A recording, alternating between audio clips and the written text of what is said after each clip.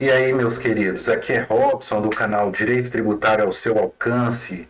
Como estão vocês e a família de vocês? Eu espero que esteja tudo bem com vocês e com a família de vocês. Eu resolvi fazer esse vídeo para falar sobre a polêmica do DIFAL do ICMS. E também que nos próximos dias eu vou estar postando aqui a retrospectiva tributária do STF, os principais julgados do segundo semestre de 2021 e também do STJ, os principais julgados do segundo semestre de 2021. Tá? Lembrando que eu já postei as retrospectivas tributárias com relação ao primeiro semestre de 2021, tanto do STJ quanto do STF. Ok? E aí, será que o pessoal chegou a uma conclusão, consenso racional, como diria o filósofo, sobre a polêmica do DIFAL do ICMS? Será que é mesmo, como a maioria está dizendo, que só vai incidir no dia 1º de janeiro de 2023? Existem controvérsias, tá? Eu vi um grupo de tributaristas defendendo que a cobrança do DIFAL, isso tem um artigo no J escrito, não implica em majoração e nem instituição de tributo novo. Instituição de tributo novo não é, porque o ICMS não é tributo novo. Então poderia ser majoração. Será? Nesse artigo, os tributaristas defendiam que não era a majoração de tributo. Então, portanto, não se aplicaria o princípio da anterioridade, nem o nonagesimal e nem a anterioridade anual. Bom, eu vou analisar aqui, vou fazer uma análise, tendo em vista que eu não advogo o contribuinte nem para a fazenda estadual, nem para a fazenda estadual, eu vou tentar fazer uma análise aqui o mais isenta, o mais imparcial possível, coisa que eu não vejo aí na maioria desses veículos aí que trazem notícias, tá? Olha só, no recurso extraordinário, né, que é esse aqui, o 1287.019, e nessa DI 5469, o STF entendeu que o DIFAL deveria ser regulamentado por lei complementar para consumidor final não contribuinte do ICMS localizado em estado distinto daquele do remetente. Isso já foi até noticiado aqui também no nosso informativo tributário do primeiro semestre de 2021 com relação ao STF. Tá, isso não é novidade para ninguém. Tá? Até aqui essa notícia é de conhecimento geral. Mas e aí? Nesse meio tempo, se decidiu que por ocasião da emenda complementar, da emenda constitucional, número 87 de 2015, precisaria de normas gerais, ou seja, uma lei de caráter nacional, não é uma lei federal, é uma lei de caráter nacional que veicula normas gerais que obrigam os 3 entes da federação: União, Estados, municípios e Distrito Federal. Alguns estados aprovaram leis estaduais regulamentando a cobrança do DIFAL. Aí deve ser verificada a situação de cada estado. Ok. Em virtude da decisão do STF, em 5/1, foi publicada a Lei Complementar número 190 de 2022, regulamentando o DIFAL. Aí sim, já observando o requisito formal, que era o quê? Uma lei complementar, certo? No dia 6/1 de 2022, o CONFAS autorizou a cobrança do DIFAL. Vamos analisar quais são todas as hipóteses judiciais em tese possíveis. Pode ser que alguma até me escape aqui, é normal. Olha só, hipótese número 1. O DIFAL deve ser considerado majoração de tributo nos termos do artigo 150, incisos 1 e 3, alíneas B e C da Constituição Federal. Caso se responda sim a esta afirmação, ele estaria sujeito não só ao princípio da anterioridade nonagesimal, mas também ao princípio da anterioridade anual. Nesse caso, sim, só poderia ser cobrado a partir de o dia 1º de 2023. Mas aí, vejam, vamos para a hipótese 2. Entretanto, e nesse caso, se for cobrado a partir do 1º de 2023, aí sim, o contribuinte leva a taxa. Agora, hipótese número 2. A Lei Complementar número 190 de 2023, no artigo 3º, ela só sujeitou o DIFAL à anterioridade nonagesimal, que é muito estranho. É estranho mais ou menos. Eu vou explicar o porquê que aconteceu isso aqui na minha visão. Partindo aí, analisando essa questão de jogo de poder entre legislativo, executivo e judiciário. Olha, Então é estranho, porque o artigo 3º ele só sujeitou a anterioridade nonagesimal. Por quanto? Por que é estranho? Porque o DIFAL ele não é exceção ao princípio da anterioridade anual. As exceções são taxativas e devem ser objeto de emenda, né? Apesar da jurisprudência do STF, tem algumas exceções criadas por jurisprudência, como correção de tributo por meio de índice oficial, prazo de vencimento de obrigação e por aí vai. Mas aí, veja, se aplicar a lei como está, aplicando apenas a anterioridade nonagesimal, o prazo seria a partir de 6/4/2022, o prazo para a vigência do DIFAL, que seria o 91º dia. Mas espera aí, será que o legislativo é tão inocente assim que ele não sabia que teria que observar ambas as anterioridades, a anual e a nonagesimal? Será que o legislativo não tem uma assessoria técnica legislativa para dizer, olha, isso aqui não é exceção, de fato não é exceção ao princípio da anterioridade anual? Porque da forma como o legislativo colocou na lei, ficou parecendo que o DIFAL é exceção à anterioridade anual, então ele não deve observar a anterioridade anual. Mas que ele deve observar a anterioridade nonagesimal, o que não está correto, perante o que diz o texto da Constituição. O que eu acho? O legislativo sabia. O legislativo sabia que tinha que sujeitar ambos os princípios, mas ele quis fazer uma média para não desagradar o Estado e o contribuinte. Então falou assim, faz meio termo. Não põe a anterioridade anual, que seria 1º de 1 de 2023, que é muito. Mas também não põe com vigência imediata. Então estabelece aí a noventena, os 90 dias, e aqui, sabendo, deixa para o STF, deixa para o Poder Judiciário o desgaste que vai vir de decidir isso. Se submete ou não aos princípios da anterioridade, se submete apenas à nonagesimal e não à anual, deixa para o Supremo esse desgaste político. Deixa para o Judiciário. O Judiciário já decidiu, já teve o desgaste político de decidir sobre essa questão quando considerou que precisaria de uma lei complementar. Deixa para eles. Como de fato está acontecendo agora. Como de fato muitos podem criticar o Supremo pela decisão que ele vier a tomar, mas não observa o que o Legislativo fez. E o Executivo também tem uma parcela de culpa aqui.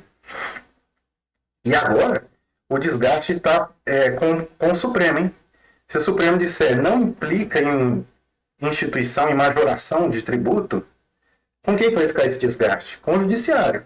E o Legislativo, lavei as minhas mãos. Pelo menos eu coloquei 90 dias. O Supremo é que não quis assim. Vai falar que essas coisas não existem no Brasil? Claro que existem. Olha, hipótese número 3, então. Agora eu mudo a premissa, veja.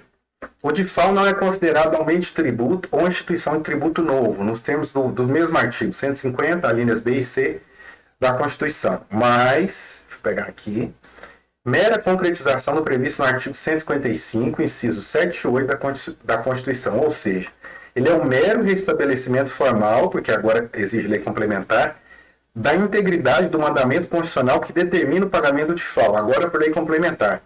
Não podendo os estados ficarem à mercê da mora da União no sistema federativo. Desse modo, a cobrança do DIFAL não implica em majoração do tributo. Por conseguinte, o DIFAL pode ser exigido de plano.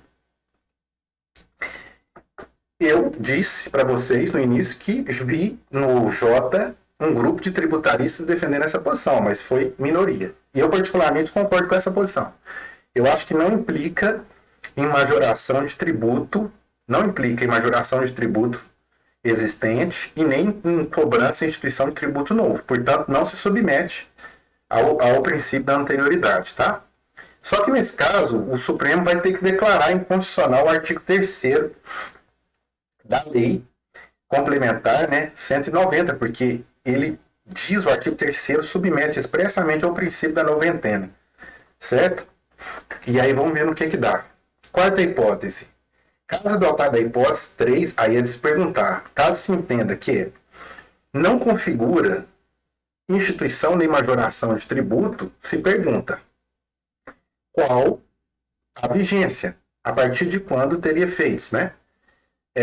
Vigência não, eficácia, né? A partir de quando teria efeitos?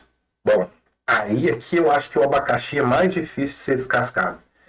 Acredito que o mais correto e coerente seria a jurisprudência do STF no RE, né, que já citado anteriormente, na DI, a cobrança do DIFAL a partir da publicação da Lei Complementar número 190 de 2022. Pois no referido julgado, o Supremo entendeu que essa questão demandaria lei que verse sobre regras gerais, ou seja, de caráter nacional, que obriga todos os entes federados, né?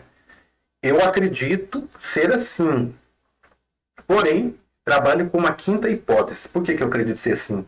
Eu não vejo como convalidar a legislação estadual neste momento com base na lei complementar, já que o STF, no próprio julgado dele, entendeu que era necessário essa lei complementar para a cobrança do DIFAL, tá? Então, eu vejo como convalidar a legislação estadual anterior com base numa lei complementar posterior. Eu não vejo assim, mas é possível, sim. Já vou falar da quinta hipótese. Neste caso, ficaria um lapso pequeno entre o dia 1º, né? Seria entre o dia 1º de janeiro, a lei do dia 5, até o dia 4 de janeiro, sem cobrança de DIFAL, né? Porque a decisão do Supremo passou a valer a partir de janeiro de 2022. Agora, existe uma quinta hipótese, eu não posso negar, apesar de achar que ela é remota, que é o seguinte: olha, inexistindo lei federal sobre normas gerais, os estados exercerão a competência legislativa plena para atender às suas peculiaridades. Existe uma possibilidade do STF validar essas leis estaduais com base neste artigo? Sim. Existe uma possibilidade, tá? A doutrina bate que esse artigo é um artigo atécnico, porque ele diz o seguinte: inexistindo lei federal sobre normas gerais, então eu deveria falar o seguinte: inexistindo normas gerais, porque a lei federal é diferente de normas gerais, né? A lei federal, a princípio, obriga a União, e vale para todos. A norma geral, não. Ela obriga os 3 entes da federação, todos os entes federados, né? E também, a princípio, teria validade para todos aí. Ok? O Supremo já fez isso, o Supremo já aplicou esse artigo, o 24, parágrafo 3º, lendo assim, ó: inexistindo normas gerais, os estados, já fez. Bom, primeiro ele fez em relação ao imposto de transmissão causa-mortes, né? Relativo o fato gerador configurado no exterior, algo parecido com isso, eu já noticiei aqui, já coloquei aqui nos informativos. Aí depois houve a jurisprudência do Supremo, voltou atrás, julgando uma série de ADIs, e disse: não, os estados não podem legislar sobre essa matéria enquanto não existir lei federal. Qual outro caso que eu me lembro aqui agora? IPVA. IPVA também não existe uma lei sobre normas gerais. E aí o Supremo falou: enquanto não existir essa lei, os estados podem legislar de forma suplementar. Vamos ver aí o que virá. A palavra, acredito que com certeza deve ser do STF, porque foi ele que proferiu esse julgado, né? Esse julgado que desencadeou vai desencadear o questionamento, né? Eu já vi que tem uma liminar deferida em 1º grau em São Paulo. Isso, com certeza, o contribuinte já avisou que vai questionar o Estado, quer saber se o Estado vai também.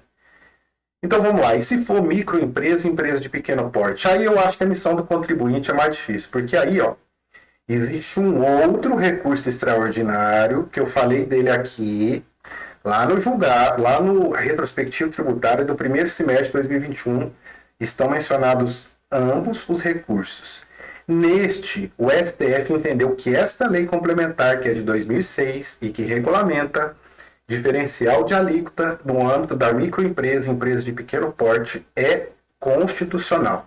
E firmou a seguinte tese: olha, é constitucional a imposição tributária de diferencial de alíquota do ICMS pelo Estado de destino à entrada de mercadoria em seu território, devido por sociedade empresária aderente ao Simples Nacional, independentemente da posição desta na cadeia produtiva ou da possibilidade de compensação dos créditos. Então, acredito que vai valer o que está aqui com relação a microempresa e empresa de pequeno porte.